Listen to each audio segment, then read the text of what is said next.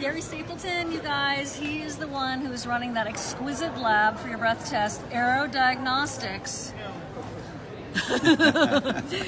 Remember how Gary comes into the Facebook group when you guys have questions about your breath test interpretations, and even if they're not done at his lab, what's up with that? Hello, sir. Hi. Hi. I'm so glad you're here. Thank you so much. It's wonderful to see you. Yes. Wonderful to see you. Another incredible supporter of this Facebook group from what I just said, but also just ever since I started this, Gary has come to my aid in so many circumstances and introduced me to so many of the people that have been important in this community. So in terms of providing us with great information.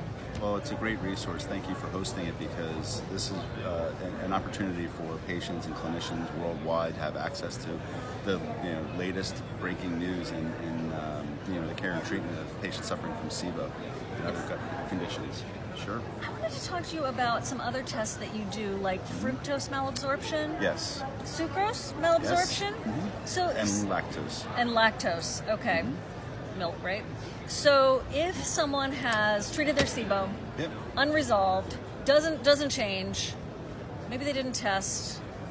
I don't know. I'm just trying to figure out when would we do those tests. It's a great question. Okay, it's because a great question. Doesn't it often mimic SIBO? Yes, it does. So typically what will happen, Siobhan, is a patient will present to your clinician, and they'll have a variety of bloating, cramping, nausea, joint pain, and with SIBO, restless leg syndrome, maybe rosacea. But whenever you have those typical gut-related symptoms, it can be an intolerance, it can be parasites, it can be SIBO. So this is the reason why you really want to test.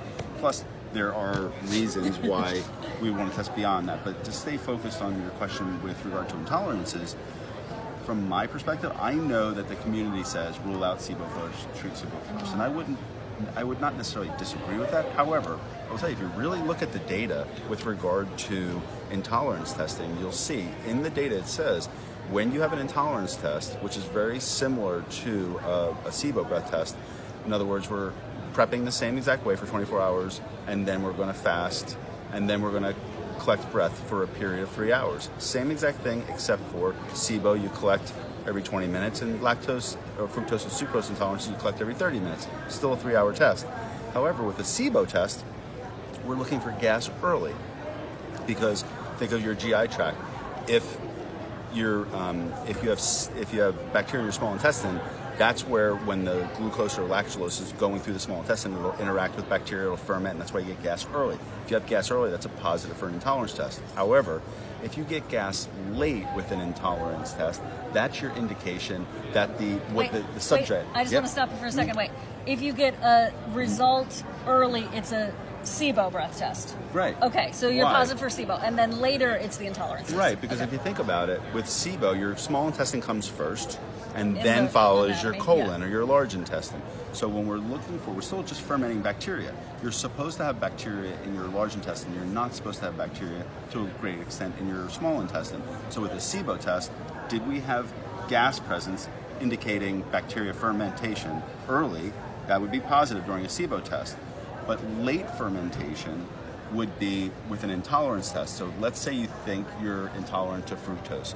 We're going to prep the same way. We're going to take a baseline breath sample, and then we're going to introduce what we think we're intolerant to, in this case fructose. We'll take that fructose, and now we want to see if the body has the ability to break it down.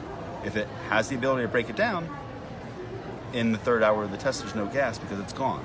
But if you lack the enzymes, or in the case of fructose malabsorption, the carrier enzyme, then the fructose or the sucrose or the lactose will enter the colon, so you'll get a rise in an intolerance test at the end of the test. But here's a really interesting component. Let's say you do an intolerance test first. Let's say you didn't rule out or treat SIBO first. You just said, I think we have a fructose or a lactose or sucrose intolerance. You do that intolerance test, and then what happens?